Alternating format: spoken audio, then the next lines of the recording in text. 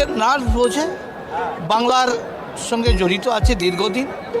তিনি আসাতে কর্মীদের মধ্যে যে উৎসাহ উদ্দীপনা দেখতে পেয়েছেন। মমতা ব্যানার্জি যেভাবে দুর্নীতির সঙ্গে জড়িয়ে যাচ্ছেন, অপরাধ কাজের সঙ্গে ফেসে যাচ্ছেন, চাকরি চুরি থেকে শুরু করে বিভিন্ন অপকর্ম, দেশবিরোধী কার্যকলাপ, তাতে বাংলায় একটা মহল তৈরি হয়ে গেছে।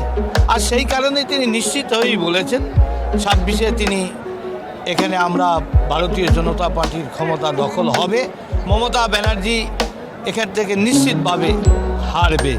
তিনি সংকেত পেয়েই তিনি অপারেশন সিঁদুরের বিরোধিতা করতে গিয়ে বাংলার মানুষের মা বোনেদের ইজ্জত নিয়ে তিনি ছিনিমিনি খেলছেন। ভরসা করে আরও ক্রিমিনালরা আরও ডেঞ্জারাস অবস্থায় হয়ে যাচ্ছে, তারই নমুনা আমরা অনুব্রতর মধ্যে দেখতে পাচ্ছি।